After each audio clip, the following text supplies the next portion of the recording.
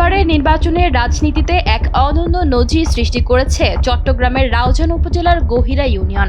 স্থানীয়ভাবে এই ইউনিয়নটি এখন পরিচিত পেয়েছে এমপি তৈরির আঁতুড়ঘর হিসেবে। কারণ এবারের নির্বাচনে এই একটি ইউনিয়ন থেকে ৩ জন সংসদ সদস্য নির্বাচিত হয়েছেন। তারা সবাই বিএনপি মনোনীত ধানের শীষ প্রতীকের প্রার্থী। বিজয়ীরা হলেন চট্টগ্রাম ৬ আসনের গিয়াসউদ্দিন কাদের চৌধুরী, চট্টগ্রাম ৭ আসনের হুম্মাম কাদের চৌধুরী এবং চট্টগ্রাম ১০ আসনের সাইদ আল নোমান।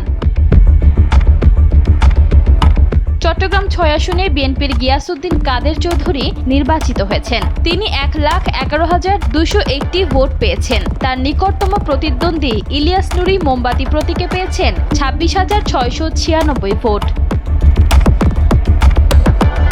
চট্টগ্রাম ৭ আসনে বিজয়ী হয়েছেন বিএনপির হুম্মাম কাদের চৌধুরী।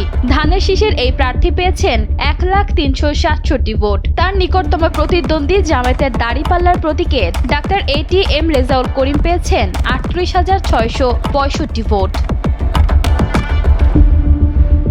চট্টগ্রাম ১০ আসনের ১৩৯টি কেন্দ্রের মধ্যে ১৩২টি ফলাফলে বিএনপির ধানের শীষ প্রতীকের প্রার্থী সাইদ আল নোমান পেয়েছেন ১,১৪,৬৭৮ ভোট। তার নিকটতম প্রতিদ্বন্দ্বী জামায়াতের দাঁড়িপাল্লার প্রতীকের শামসুজ্জামান হেলালি পেয়েছেন ৬৯,৭৩৪ ভোট। এক ইউনিয়ন থেকে একই সঙ্গে ৩ জন প্রার্থী বিজয়ী হওয়ায় গ্রামটিতে বইছে খুশির জোয়ার।